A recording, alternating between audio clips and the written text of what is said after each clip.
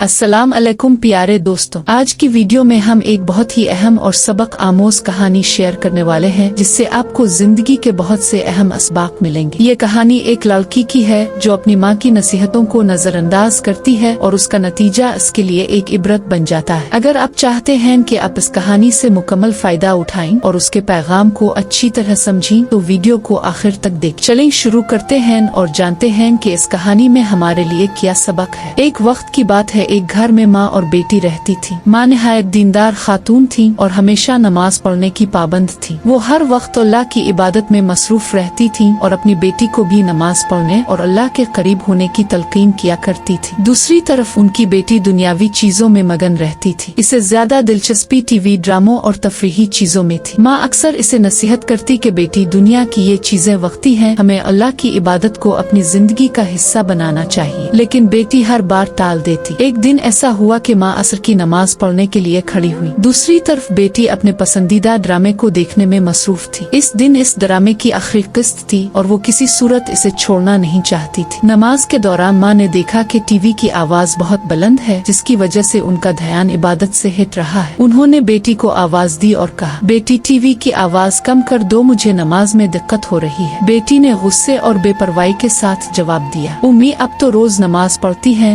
लेकिन मेरा ड्रामा आज खत्म हो रहा है, आपको मेरी खुशी की कोई परवाह नहीं। माँ खामोश हो गईं और अपनी नमाज मुकम्मल करने लगे, लेकिन उनके दिल में अपनी बेटी की इस बात पर बहुत अफसोस हुआ। वो सोचने लगे कि ये दुनियावी मोहब्बत उनकी बेटी को कहाँ ले जाएगी। कहा जाता है कि जैसे ही ड्रामा खत्म हुआ बेटी के साथ अचानक एक अजीब वाकया पेश आया। इसके जिस्म में अजीब सी तब्दीलियां आना शुरू हो गयी। इसके हाथ, चेहरा और जिस्म बंदर की शक्ल में तब्दील होने लगा। बेटी हैरान रह गई और चीखने लगी, उम्मी ये मेरे साथ क्या हो रहा है, मुझे बचा ले। माँ ने रोते हुए कहा, बेटी ये अल्लाह का अजाब है। मैंने तुम्हें बारहा नसीहत की थी कि अल्लाह के अहकामात को नजरअंदाज न करो, लेकिन तुमने हमेशा दुनियावी चीजों को तरजीह दी।